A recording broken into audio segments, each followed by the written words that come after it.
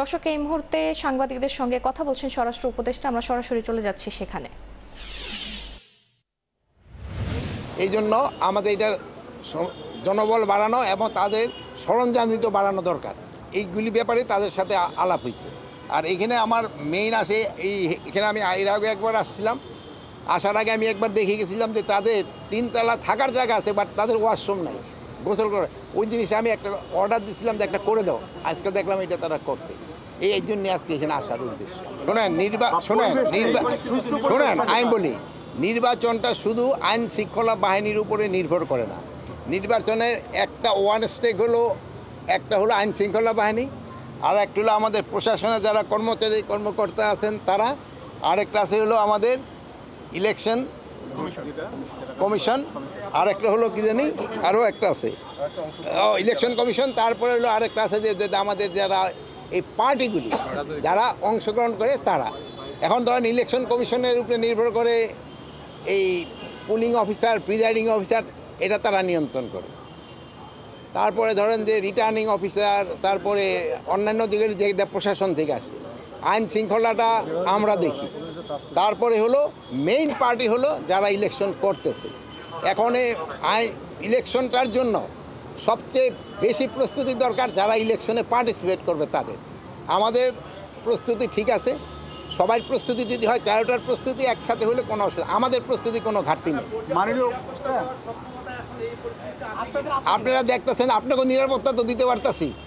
তাদের যে specific question যে সুষ্ঠু পরিবেশটা নেই, এটা আমরা জানতে যাচ্ছি আসলে।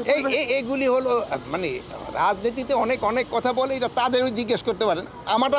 আমার যদি জিজ্ঞেস করেন আমি ওনাদের প্রশ্নের উত্তর দিব না। আমরা আমাদের প্রস্তুতি আমরা নিচ্ছি। তাদের সঙ্গে আপনি একমত? তাদের সাথে না, আমি হলো আমার প্রস্তুতি আমি নিয়ে যাচ্ছি। মানে পরিবেশ আছে, আমরা প্রস্তুতি, যেহেতু আমরা আরও সময় আছে, প্রায় 5-6 মাসের মতো আমরা প্রস্তুতি নেওয়া শুরু করে দিছি। ওই সময় ইলেকশনের সময় আমার মনে হয় না আইন শৃঙ্খলার থেকে কোনো রকমের অসুবিধা হবে না। আমরা হলো কি ভাই, এর আগে যে সময় ছিলাম, আমি প্রথমে একবার ইন্ডিয়া গেলাম, ওই জিজিবিডিয়া, সেই সময় আপনাদের মতো আরও কম সাংবাদিক ছিল, ওই দেখে আমি ফেস করতে চাইনি। এখন আল্লাহ দিলে আপনাদের সংখ্যা অনেক বাড়ছে, এই জন্য কিন্তু কানাকানসিতে কোথায় কী ঘটনা ঘটছে আমরা কিন্তু সাথে সাথে রিপোর্ট পাই। আগে একটা ঘটনা ঘটলেও কিন্তু সংবাদটা পাওয়া যেত না। তো আপনি যদি আগের সাথে তুলনা করেন, মব কিছুটা কমে আসছিল, বাট পরে আবার এই 2-3 দিনের আগে যে কুমিল্লা একটা ঘটনা ঘটছে, চিটাগাং একটা ঘটনা ঘটছে, লালমনিরহাটে একটা ঘটনা ঘটছে, ফরিদপুরে একটা ঘটনা ঘটছে।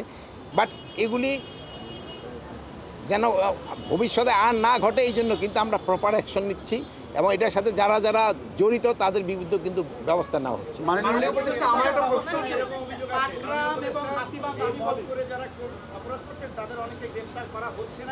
রংপুর অপরাধে এই পর্যন্ত 7 জনকে গ্রেপ্তার করা হয়েছে, এই জন্য যার একজন পানিশমেন্ট দেওয়া হয়েছিল তারও গ্রেপ্তার করা হয়েছে। এখনও কি গ্রেপ্তারে করার সমস্যাটা হয়, যে অন্যায় করে সে তো আর ওই এলাকায় সহজে থাকে না, সে তো পালায়, তাই তো খুঁজে বের করতে একটু সময় দিতে হবে। ওইটা বললাম তো আমি, ওইটার কথা তো আপনারা বললাম। ওখানে ওইটার ক্ষেত্রে আমরা দেখেন ওখানে পুলিশের সংখ্যা বাড়িয়েছি, সেনাবাহিনীর সংখ্যা বাড়ানো হয়েছে, বিজেপি কোথায় হেঁটে বেড়াচ্ছি তাদের আমি সকালেও স্পিডে বলছি যে তাদের ধরার জন্য বলেছে। যদি হেঁটে বেড়াতে থাকে আপনারা ওই ধরে দিয়েন কোথায় হেঁটে বেড়াচ্ছে। তা আপনারা ভালো থাকেন, দোয়া করি। আল্লাহ হাফেজ।